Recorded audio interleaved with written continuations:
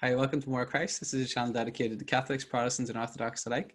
Today I'm joined by Dr. Scott Yenor. He's a professor of political science at Boise State University in the USA. He's the author of Family Politics, the Idea of Marriage and Modern Political Thought, that was released by Baylor University Press, and also The Recovery of Family Life, Exposing the Limits of Modern Ideologies, out now from the same Baylor's University Press. Scott's excellent essays can also be seen at The American Mind. Just to begin with, Scott, I'd love to speak with you about your most recent book then. We mentioned The Recovery of Family Life, Exposing the Limits of Modern Ideologies. What moved you to write this book, and what makes it distinct from others out there? Well, there's a couple of things that moved me to get interested in studying the family. I've been teaching political philosophy for more than 2 decades now. And one of the key concepts in political philosophy is the idea of nature. And in order to illustrate the idea of nature to my students, I began using things like sex differences and the fact that children were young in order to illustrate what was meant by nature, and then show how various modern thinkers sought to conquer nature or deal with the problems of nature or really overcome the problems of nature. And that's what got me interested in family. And that's what my first book is about, the various ways in which the modern thinkers over the course of 400 years deal with family as a stand-in for dealing with nature. Mm-hmm. And now we are in a unique situation at the end of the modern project. I mean, after it's taken away all the things that have stood in the way of its successes, and looking at how the family has been transformed over the last 50 years when modernity has been quite triumphant. And so what I've tried to do is take, the first book really tries to show how the idea of autonomy or man's victory over nature was arrived at. And now this next book is an attempt to show how man's attempt to conquer nature is working itself out at the end of that project. Mm-hmm. So what I try to do in the book is show how feminism and the sexual liberation theories really try to work out the conquest of nature and reveal man in all of his power over nature. Mm-hmm.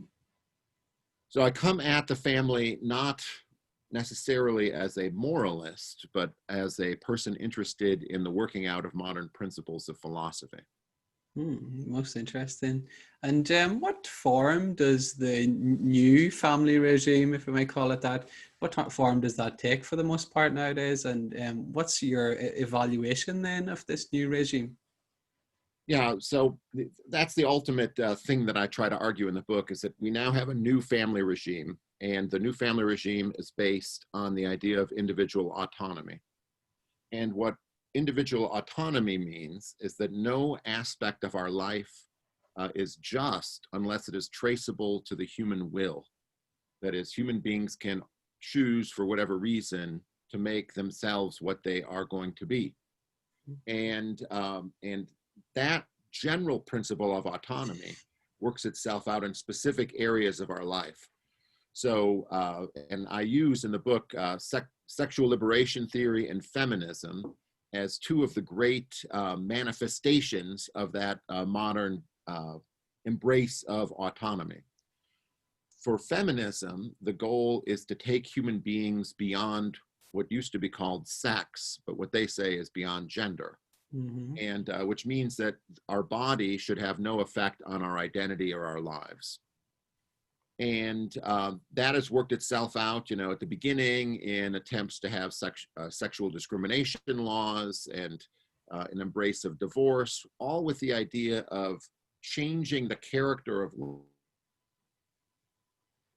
so that they would no longer suit themselves for the dependent relationship that marriage and family life prepares for them. And so in order to get beyond gender, feminists thought women had to get beyond the family. And for sexual liberation theorists, sex needed to be liberated from its connection to marriage, family, exclusive relationships, and sex needed to be liberated, in other words, from anything that would repress its unfettered expression, and anything that would shape sexual desire toward any goal that society or a church would recommend for it. So the idea of autonomy as it's applied to sexual liberation theory is an idea that sex will be traceable only to an individual's arbitrary will and will not be shaped by the institutions of the world. So, so modernity is working itself out in a lot of different areas of our lives, but in family life, it's working itself out really in these two major intellectual and political movements. Mm-hmm. And many of us have been concerned about what we can now see more easily as the cultural revolution that's gripped society. But you have seen it obviously within academia for a long time, and it involves what you just mentioned there. And you described the rolling revolution in the book. What evidence of rotten fruit do we see around this rolling revolution from this rolling revolution now, either in academia or in the popular culture? Yeah, so by rolling revolution, I mean that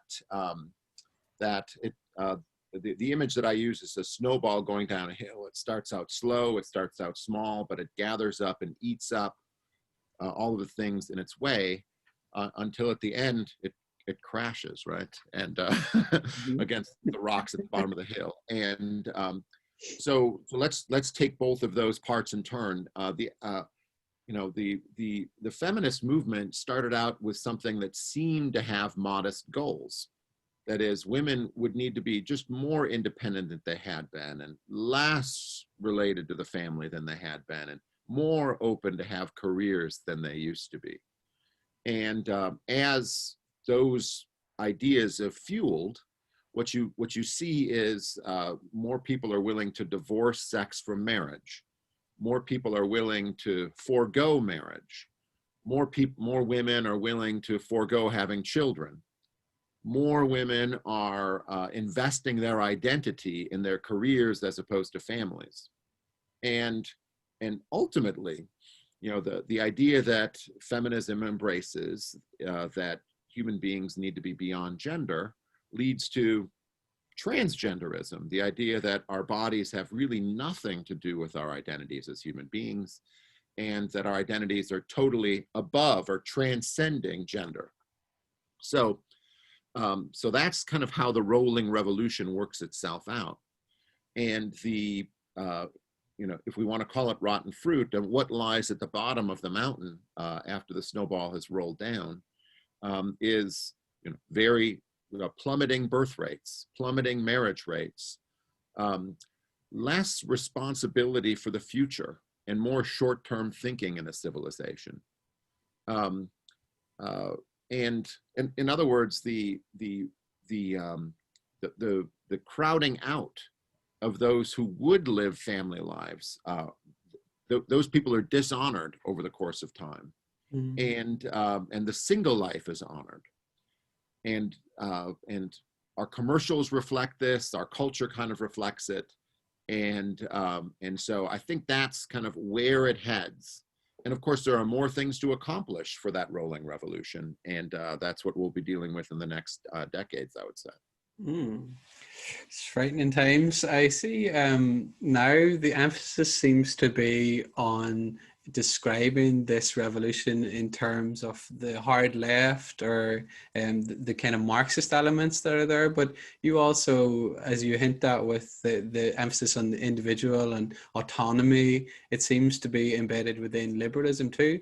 Would you say are liberalism and leftism basically the same, or what differences are there between what we might call liberalism and leftism that are worth talking about, and what primary threats maybe do each of those pose for Judeo-Christian understanding of human beings? Yeah, so that's a great question, and it's one of the things that's a real big puzzle in order to understand the nature of the revolution that we're in front of, because many of the revolutionary changes that we undergo are couched in terms of liberalism. By that, I mean that it's a modest defense of a modest reform. The state, liberals say, needs only to be neutral on moral controversies and get itself out of the way, and then let the citizens choose their own way of life, which is as I say, a much more modest approach. It's not like liberals say we need to abolish the family and get beyond gender. It's not like liberals in their own terms say things like children are sexual animals, as sexual liberationist theories do, or more consistent with our traditions in liberalism. And what I try to show in the book is that that liberalism has been a delivery system, I would say, for modern leftist ideologies. Liberalism claims that it's not seeking to legislate morality, but it peddles a form of morality while it's doing it. It has an idea of what the best relationships are for human beings, and it seeks to, in our laws and in our culture, make that the default position for all kinds of relationships. So liberalism legislates morality, and it legislates in liberalism in its current form, legislates the morality of the rolling revolution. And so anyways, I try to chart that through by showing how feminism kind of captured liberalism on one hand, and how liberals never object to teaching a certain kind of sex education in our schools, when they should be officially neutral about what the purposes of sexuality are. So they coexist because liberalism is the delivery system for the ideologies of the rolling revolution. Most interesting. I think your thesis is backed up by a few people. Yoram Hazony has written about this recently, and even Os Guinness. I've been reading a book by Os Guinness way back from 1968, The Dust of Death, I think it's called, and he has some similar premises. Then let's go back to feminism for a moment, if we may. So you write about the limits of feminism, and I'm wondering, from a Christian perspective, is there a moderate feminism that Christians can get on board with, or is it already too corrupted by this either liberal or leftist idea? Yeah, that's actually, I mean, that's a great question. It's one of the last changes I made in the book, at the behest of a friend who read it, and she insisted that I need to change the word feminism when I'm describing what I'm for, which I called a moderate feminism. Look, I call it, though it's a desperate measure, I must confess, I call it womanism, in order to imply that there is some sort of relationship between sex and identity. Woman is a category that is a sex category. That is, it relates to the idea that we have bodies. And so I don't think, and I think it's actually one of the great faults of both Christian and conservative thinkers over the last 50 years, is that they've tried to make peace with feminism, or tried to promote good family values while not attacking the ideas of feminism. And that otherwise you end up accepting the premises of those who would destroy the family and then try to defend it, which leaves you in an untenable position. So conservatives generally have been too accommodating of these ideologies, and have to embrace a full-throated critique of them, because the principles of feminism are, like, in their nature hostile to marriage and family life. So that means I can defend the idea that women should work, can find fulfillment in work, and but they're doing it not for independence, but rather to fulfill some of their faculties, or to contribute something more to a family. And I can defend the idea, and have to defend the idea, and do defend the idea, that there are sex differences between men and women, and we should expect men and women to make different choices. So anyways, yes, I do think that, you know, one of the great problems is that even people who would never consider themselves to be feminists raise their daughters on the principles of feminism, because there are no alternatives in our public square on the question of what a woman should be. Most interesting. And what does the role, what role should I say, does the idea of sexual repression play in all of this ideology? And how does that differ from a more conservative and Christian perspective? So, so according to sexual liberationist theories, any effort to kind of get in the way of unguided sexual expression is what they call repression.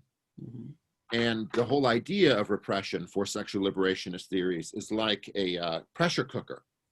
So you repress sexual desire, you channel it, you don't allow it to, and what happens is, boom, get sexual deviancy.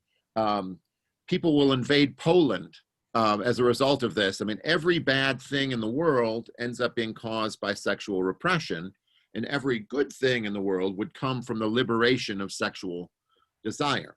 Mm-hmm. Now, so, you know, consistent sexual liberation theorists, and here I'm talking about Herbert Marcuse, Wilhelm Reich, Albert Kinsey of the 50s, argue that even children are sexual beings who should not be repressed, and they should be allowed to both play sexually with one another and be able to accept the advances of an adult. So like they're consistent. Those early theorists are consistent, and I do think that this poses a not insignificant problem for Christians. Mm-hmm. And for those who would defend the idea that children are not sexual beings. Control that we're teaching people to exercise, and for a purpose. We teach people to exercise sexual self-control, to fit them for marriage, to fit them for family life, to fit them for fidelity, Mm-hmm. and to fit them for chastity. So what Christians identify as virtue, and that lead to the great institutions of marriage and family life, the sexual liberationists identify as repression, and their sexual liberation theory is the expression of anti-Christian thought in our time. Mm-hmm. And I think, you know, where that heads now is toward the next thing, which is childhood sexuality. There's more movements to have pre-K sex education. Certainly UNESCO and the World Health Organization have embraced that. Mm-hmm. They recommend that political communities embrace a similar thing. And it's all based on the assumption that children are sexual beings, and that cannot coexist with Christianity. And one of them has to win out. Mm-hmm. And it's kind of late in the game. Most Christian churches have embraced at least some of these principles, and have been corrupted, I would say, by some of these principles, and hence have to change their teachings if they're really going to be able to defend any kind of sexual morality mm-hmm. that would civilize and elevate human beings toward marriage and family life. Mm-hmm. And I'm curious what you think, what role the new technologies play in all of this, especially the internet. How does that present difficulties for maintaining a more traditional family and sexual ethic? Yeah, I mean, I think that new technologies are basically corrosive of parental authority. Mm-hmm. And it's difficult for parents to stay on top of the character formation of their children if they farm out not only the job of raising their kids to television, which I would say the chief concern when I was young, if I may date myself, but also the internet, which is probably more of the chief concern for people your age, Mark. I'm assuming you're slightly younger than I am. I see very quickly, hey, the internet affects boys and girls differently, and obviously the problem of pornography is, and the problem of like petty vanity is the problem that the girls experience. They're much more addicted to social media than boys are, and like to look at what people are doing, whereas boys, like they listen to lectures and they watch pornography.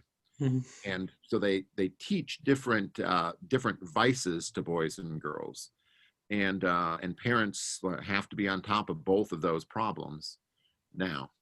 Mhm. I think another point is people brought up in this modern age with the notions of autonomy that you mentioned. So I have a friend who is only now becoming a Christian as an adult, and he asked me about how do we justify as Christians baptizing and raising our children in the church whenever they have not decided of their own will, as it were. I'd love to hear your thoughts about this. I have my own thoughts. I think there may be some mistaken assumptions baked into the question itself. So one being the presumed neutrality of secularism that you referred to earlier on, and the individualist assumption of what humans actually are, in the sense of making their own will when that's been conditioned in them. Do you have any thoughts about that you'd like to share? Yeah, I mean, I would just look at it through the lens of providence, and what I mean by that is that it's not like God just like beams people down into the world. Um, there is a plan for each human being, a plan of salvation for each human being, and we are given to particular parents who will raise us in particular ways.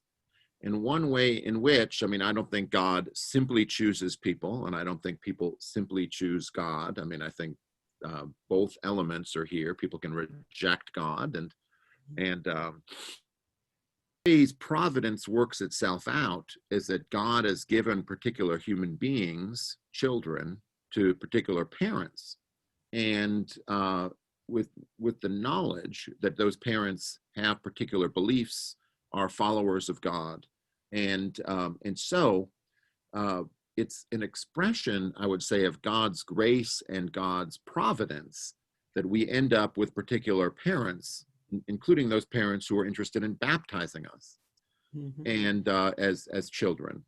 So I take that particular view, kind of an antinomian view, that all proceeds from the human will, as a rejection of God's providence, which works itself out through institutions that God himself creates and sustains. So, I mean, that's the way I think of that. Yeah, wonderful. So on a more positive note, as it were, than we've looked at previously, what would a better family policy look like, and how should Christians and conservatives best fight for that in the public square? Yeah, that we do some assessment of how we have lost Mm. over the last 50 or 60 years. And one aspect of that assessment is that Christians and conservatives have really relied a lot on the idea of nature. That is, they have said, you know, feminism runs up against the idea of nature. Feminism is natural too. And by which I mean, you can teach. Feminism goes with the grain of feminine psychology as well. It appeals to things that girls and women like. And so it's necessary, an alternative cultural image or idea of the good for what feminine fulfillment will be. Mhm. And that goes with the grain of nature, but serves as an alternative kind of culture for young girls. And here I think this, as we began our conversation, when I said that sometimes the Christian churches have fallen down, here this is one of the things I think that they have fallen down on. They spend a lot of time haranguing men, but less time being an affront to the principles and images of feminism and trying to guide young children toward a life either within the church and a vocation or the vocation of mother, and instead spend a lot of time, I would say, caving on these cultural issues. So nature is not enough. We need a culture that interprets nature and honors an alternative idea of what a woman is to be. The role for the church is to put that forward and to celebrate it and to make it a central part of an education. And once again, this is not to deny that women can do things. They can do all of the things that people who are involved in career would do, but it is to deny that that all women are attracted to that, and that the goods of feminism and career are all sufficient goods. It is to deny that, I think. Marvelous. And I think maybe recently, even with Amy Coney Barrett, you see a both and from a Christian perspective, but yet the cultural revolutionaries seem to have nothing but disdain for her, which isn't really surprising, unfortunately. But I don't know. I don't know if you want to say anything about that. Yeah, I mean, well, I think she presents a conundrum for both sides. On the one hand, for the left, how can you say that she is simply a traditionalist when she's a sitting federal judge and a law professor before that and a nominee for the Supreme Court? I mean, she's obviously incredibly impressive and has achieved kind of amazing things. But it does present a kind of conundrum for anyone who is traditional, in the sense that, well, like, how is that family working? Is that something that is transferable to people of the working class or the lower middle class? Or is this an upper class perk? And so, I mean, it's a very interesting phenomenon, I think, and one that maybe we'll be seeing play out in a little bit. What role does consent play in this modern revolutionary moment, as it were, either for good or ill, in our public policies? So, according to liberal thought, the only legitimate basis for relationships is consent.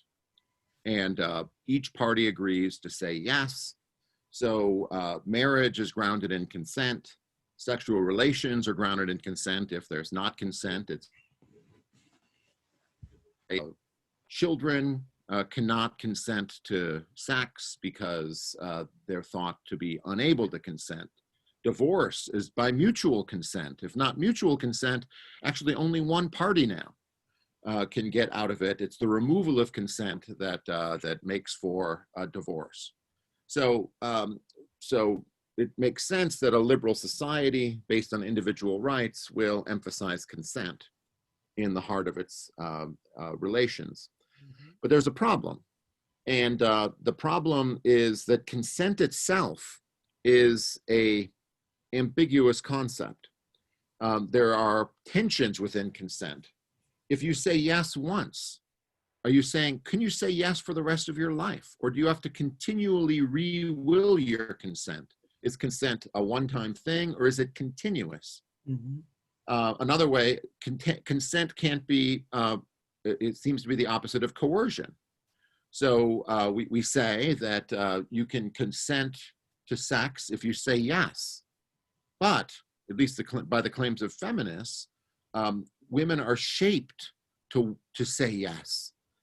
It's a patriarchal invention to get women to trick women into bed to say you love them and for them to value love. So can consent be shaped, or must it be autonomous? And can you ever find a decision that hasn't been shaped by education? So consent itself is controversial, and society has to embrace some idea of consent. So liberalism, at least this is one of my chief arguments in the first book that I made, the first book that I wrote, is that liberalism itself assumes consent, but then it legislates morality by choosing a particular understanding of consent at any particular time. So the way liberalism legislates morality is precisely through choosing a controversial understanding of consent and insisting upon it. The idea of divorce here is a perfect illustration. I mean, everyone agrees that marriage is founded on consent. And it's, you say yes, and then you're responsible for the rest of your life. That's one idea. Another idea is that you say yes, and then the next day you have to say yes, and then the next day you have to say yes, and the next day you have to say yes. And when you adopt that understanding of marriage, divorce at will divorce becomes an inescapable policy. So that the movement in the modern world has been from a durable understanding of consent to what I call a continuous understanding of consent. And that is much more disruptive of family life than the first, than the durable idea of consent. So, those of us who are interested in recovering, restoring, reinvigorating family life need to do so within this universe of consent and go after the liberal understandings and put forward the durable idea of consent in this particular case. So we're not opposed to consent. We're just for a different idea that's consistent with, with projecting yourself into the future and being responsible for that first yes. You could make the same argument about abortion. You say yes to sex, that means you say yes to the consequence of sex, but abortion allows you to revisit that question continually. That's most illuminating, I think, will be for a lot of people. So related to that, then I think you've outlined the basic framework. How has the role of consent fallen by the wayside then in regards to push to sexualize children? So recently we saw in California, I think there was a bill by Newsom that was passed, if I'm right, I might be wrong with this, but if you're within 10 years older than a minor, you can get involved in some sort of sexual relationship with them and not be put on the register. And also we saw with cuties and Netflix and different examples. Do you have any thoughts about that? Yeah, so the question is, can children consent? And if consent is only related to the arbitrary human will, then children can consent just as much as adults can. If there's no rational expression of sexuality, just one that relates to our will, then the logic behind age of consent laws is undermined. And that is one of the things that I would say is afoot in the modern world, is that since there is no reason to consent or no good that is served by consent, the idea of it is connected merely to the arbitrary human will. And a child's exercise is really no different from an adult's exercise. They're both just arbitrary actions. So yes, I think that the revolution in what we mean by consent has profound implications for what is called the age of consent. And we're seeing more than a few movements in that direction. Over the last 40 years, really. It used to be kind of an absolute difference, so that 18 and 16 would be kind of cutoffs, but now it's a relative difference. We have a scale, and then what happens is what size of that scale is getting bigger. So 18 to 10 now. If you're 11 and 18, you've committed a misdemeanor. 18-year-olds having sex with a 10-year-old can be a felony now. And but I expect that span to continue to grow. Disturbing as it is. Are there other elements or key markers alongside consent that you think are particularly important for us as Christians and conservatives to emphasize to ensure a common good? Yeah. The alternative idea to the liberal family, which is founded only on consent, is a family based on the idea of love and responsibility. And what love means is sharing the destiny and common good with others, in being dependent on them for the realization of your own goods.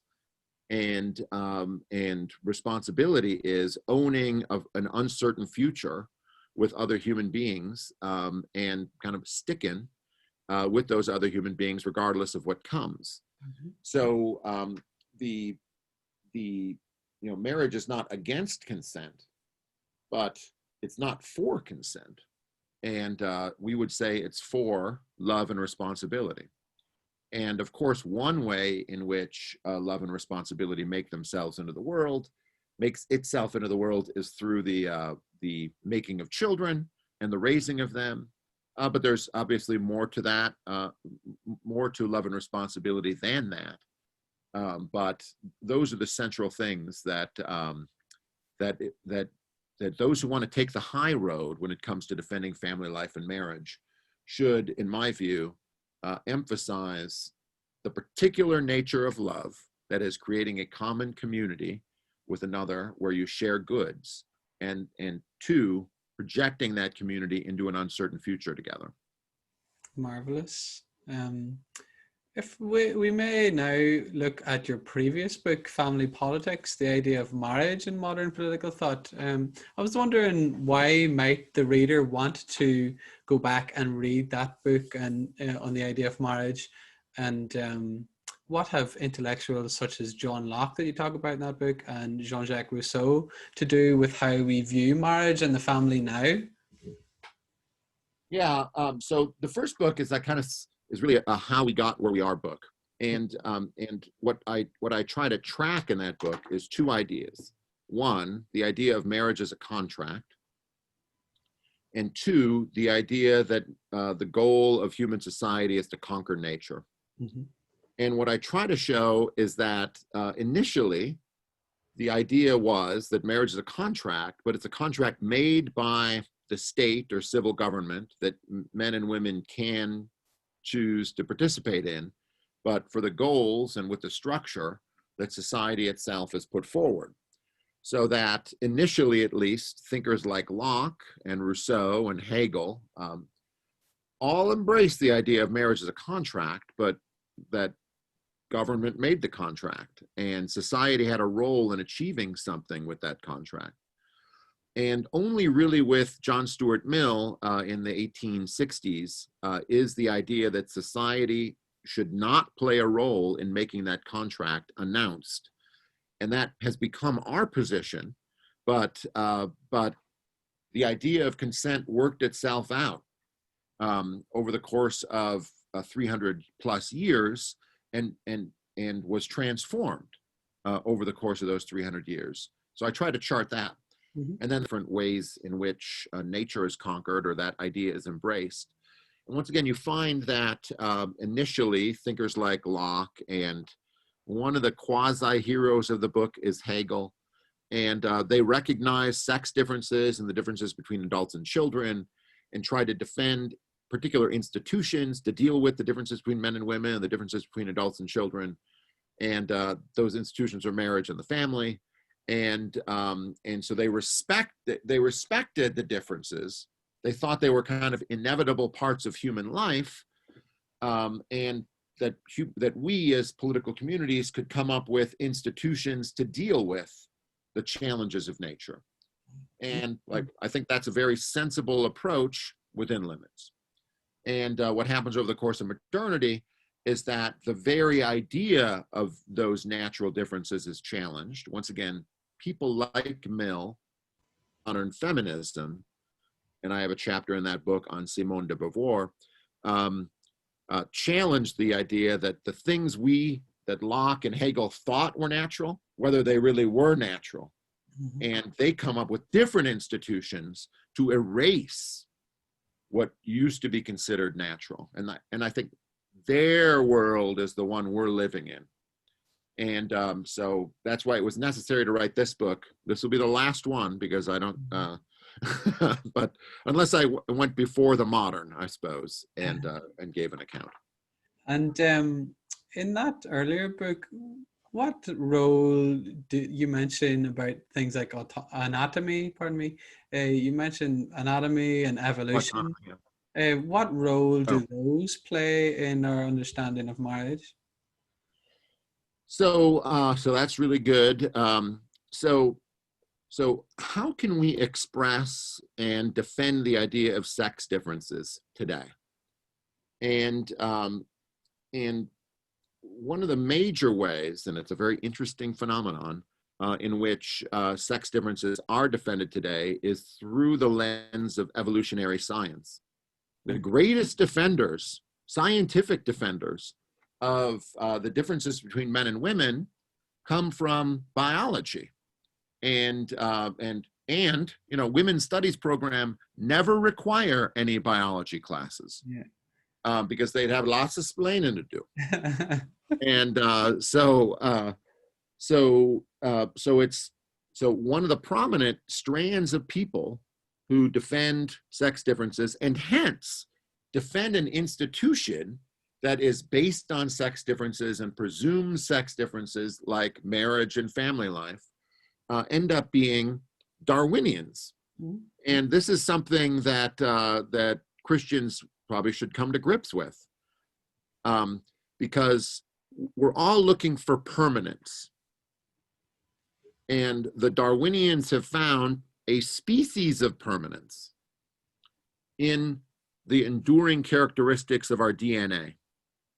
And Christians should be sympathetic to their efforts, but recognize that the permanence that we seek isn't in the things of the flesh, but rather is in the virtues that marriage and family life serve. Mm-hmm. So I think the Darwinians present a kind of a complementary argument in favor of permanence that that should be used and exploited. And by exploited, I just mean harvested, mm-hmm. But without buying into the lack of morality that goes along with Darwinian thought. Marvelous. I think that brings us nicely into the idea of trans ideology. How does that change direction from previous iterations of the sexual revolution, or does it? Is it more of a natural conclusion, or what do you? Yeah, I argue that it's a natural conclusion of feminism, mm-hmm. And so some feminist thinkers disagree with that, and but here's my basic argument. Feminism is about the divorce of personal identity from the body. The old bumper sticker was "Anatomy is not destiny," mm-hmm. But feminism left one aspect of traditional views in place, and that aspect was that there are men and women. And what trans ideology does is it attacks that precise idea. So if you want to genuinely divorce identity from sexuality or from the body, at least the latest iteration of that, maybe there can be another iteration of it later, mm-hmm. is a trans ideology. Now the feminists who object to that worry that trans ideology will disrupt the kind of collective sisterhood that is necessary to promote feminism by disrupting the, what do they call it, the male female duality. So and that might be true, but I think that's a practical matter, not a theoretical matter. I wrote an article about this a few years ago for Heritage Foundation called Sex, Gender, and the Origin of the Culture War. And that has made its way into my book, the latest, the Recovery of Family Life book, in the chapter 2 on feminism. Marvelous. And what effect do you see the extremist trans activism of today having on marriage and family, especially at the level of legislation, which suggests it may lend itself towards persecution of Christians? And also, in line with what you just mentioned, Nancy Pearcey talks about how certain feminists have started to wake up with how it'll undermine women's rights and so on if you can't clearly define what a woman is. How do you foresee that going? Yeah, yeah, I think that is something. Um, uh, both those things are something. I mean, I would put it in three categories. One, the trans ideology will make it difficult. It's already compromising the ability of existing governments under its existing regulations to support families, because most regulations, when it comes to the family, have certain assumptions about men and women being present. And when you strip the very language of men and women out of government policies, you make talking about the family in any kind of traditional form difficult. And that is happening all over the United States government. And second, the trans challenge to Christian institutions is a real thing. Christian institutions are one of the ways in which we, as a society, can articulate a culture that is independent of the sexual revolution. And insofar as Christian churches are inhibited from doing that because of the effects of trans ideology, it will become increasingly difficult to present those ideas. And then the third level was the Nancy Pearcey thing.